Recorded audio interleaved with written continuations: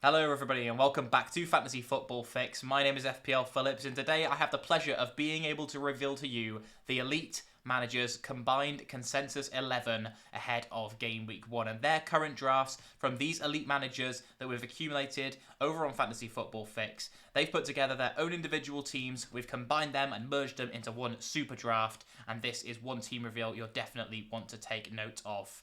Just to sell it to you, these Elite Managers have a combined total of nearly 20 top 1,000 in the world finishes. They have over 60 top 5k finishes between them and over 80 top 10k finishes. So definitely some managers who know their FPL stuff. So without further ado, let's go ahead and see who's made it into their teams.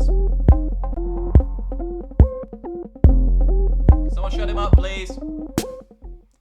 And to get things off, we're going to have a look at the formation, which is obviously, as you can see on screen right now, a 3-5-2.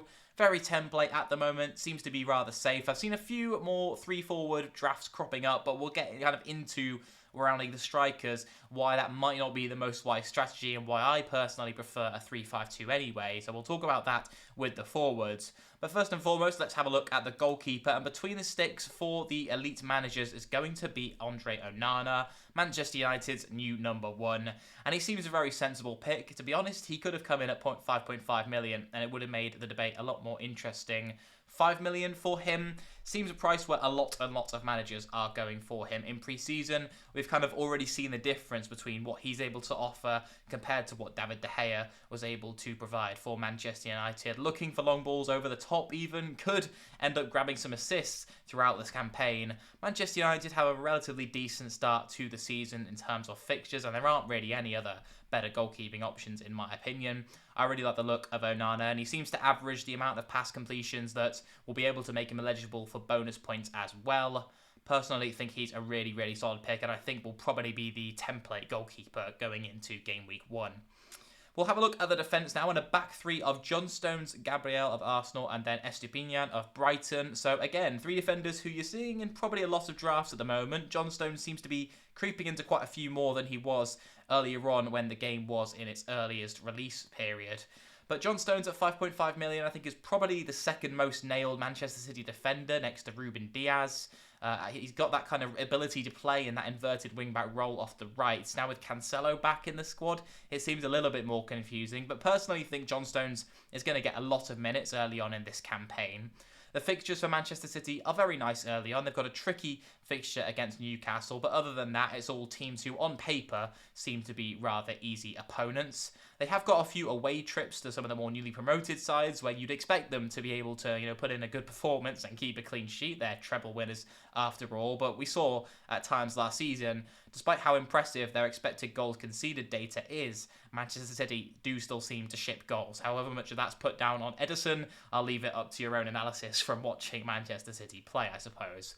But really like John Stones nevertheless, and I really like the other two defenders as well, Gabriel and Estupiñán, both 5 million, so very affordable in terms of budget. Gabriel is the kind of Arsenal defender to go to right now. Zinchenko seems to be carrying a little bit of a niggle, but I would really like him if he's back fit and seems to make a surprise return to give me his shield or something. Then I would take a look at Zinchenko for sure. But Gabriel at 5 million seems to be the very solid one. He's great in terms of expected goals. He's that kind of set piece machine. He's got some good goal threat from there. Nothing in terms of expected assists, but that's kind of what you get with a centre-back. And I know these new rule changes now with the added time, we're going to be seeing these more double-digit added times at the end of games like we saw in the World Cup.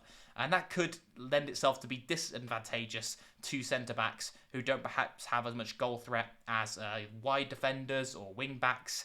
They're less likely to be subbed off as well, centre-backs. So that's the kind of thinking behind maybe Zinchenko could be a nice option if he's fit later on. But right now, Gabriel, he's fit. He's not carrying any injuries. He's got some decent expected goals data. Seems the sensible defender to go for if you're looking for Arsenal, especially with both their goalkeepers now. If Raya joins, you don't know who you're going to go for out of those two. You'd presume that if Raya is being brought into Arsenal, he'll be first choice. It's just too confusing. And right now, Gabriel is the very sensible option. Estupiñán at Brighton has some really nice early on fixtures. The first three in particular for Brighton are rather nice. After that, the fixtures seem to tail off a little bit, so I think we'll be looking towards the bench of this side and seeing whether there's a suitable candidate to perhaps come in for some of those fixtures. But SGP now was very impressive, especially towards the back end of last season, and 5 million is probably still 0.5 million too cheap for him. But really like the look of him nonetheless, and yeah, he rounds off the back three, which is very nice, despite being very template. In midfield, then, we've got a midfield 5 bolstered with some really nice assets. Mitoma and Ibumo at 6.5 million, and then 3 of the kind of mid-priced range, Rashford, Bruno Fernandes, and Bukayo Saka being the ones in here who probably are the most popular ones right now.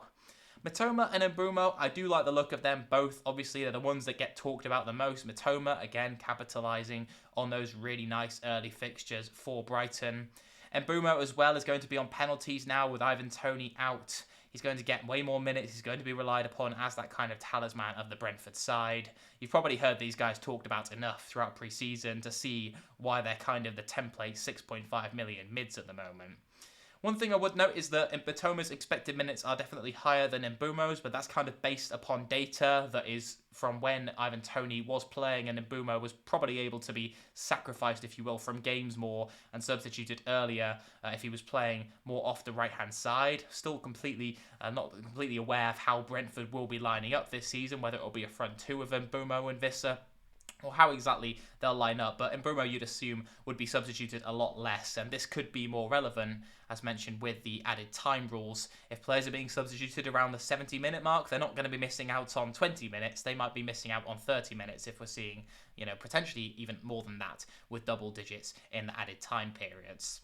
Bruno Fernandes is one such player who probably won't miss out on those added time periods by being substituted because he seems to play every single minute of every game for Manchester United. He barely misses any minutes at all. He's also got penalties now, and I suppose you could argue that with more minutes being played in the game with the ball in play, there's going to be more chance for some penalties going in.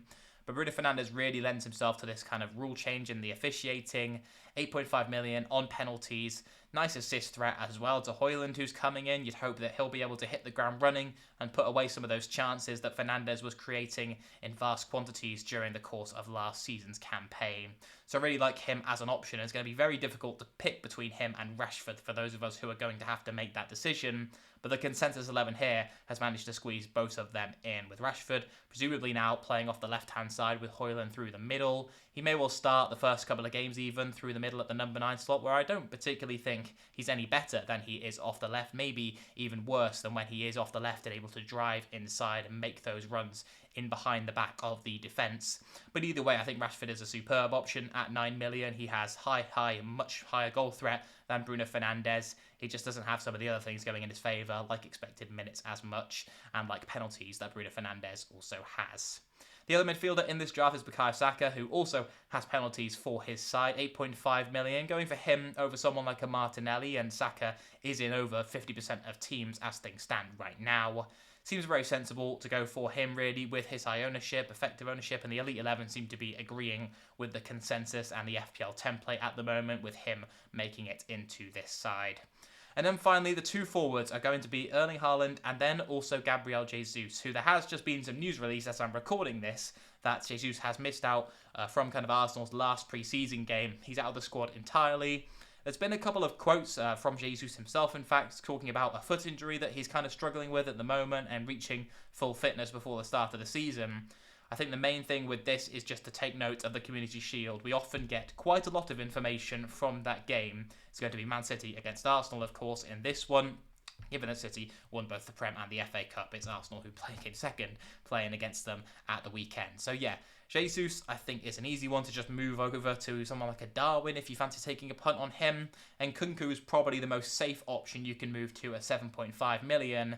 But even if Jesus is out, I think it is worth still having that second striker in at around the 7.5 to 8 million price bracket. You could even go with someone like an Ollie Watkins, covering that price bracket and being able to get in whoever hits the ground running at the start of the season in the best fashion seems to be the most sensible thing to do, rather than maybe even going for a one-striker formation or something brave like that I have contemplated doing.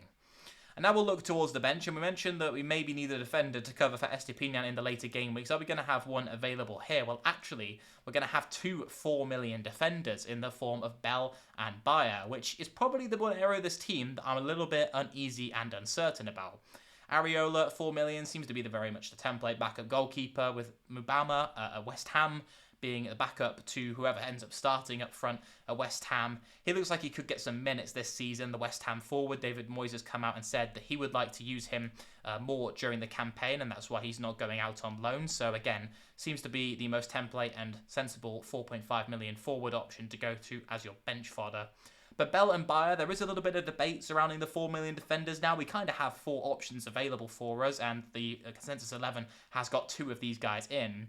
Bell I don't particularly agree with. He now has some competition from the man Giles, I think it is, who's been brought in. I don't know if that's how you pronounce it, but he has some competition, Bell, at Luton, and he's playing in a centre-back role, whereas Kabore, who's been brought in to play wing-back at Luton, doesn't have as much competition, and obviously playing at wing-back, you'd assume, has marginally more, I guess it's a Luton side, but still more attacking threat nonetheless. So I would definitely go with Kabore over Bell. And I'd probably go for Baldock over Bayer, despite the fact that Bayer will be more nailed and doesn't have as much competition in the Burnley defence as Baldock does, a wing-back for Sheffield United. I still do like Baldock a lot more. He has higher attacking threat. I think they've both grabbed goals in pre-season, but I know we're kind of debating the 4 million defenders. Hopefully, none of these two will actually be required, because there are blanks coming up in Game Week 2 for Luton, etc. So you don't really want to be relying upon any of those from your bench if something goes wrong with your starting 11 at the start of the season. But this is, of course, a consensus 11. It's kind of not considering who the other options are available in the side. It's just, on average, who is in the most teams out of the consensus 11. But on the whole, it's a really, really impressive team. And I'm interested to get your guys' thoughts down below in the comments. How similar does your team look to this? How many of the starting 11 do you share with the elite managers we have available to us? Make sure to check out all their team reveals down below, as I mentioned, top line of the description. The link should be there.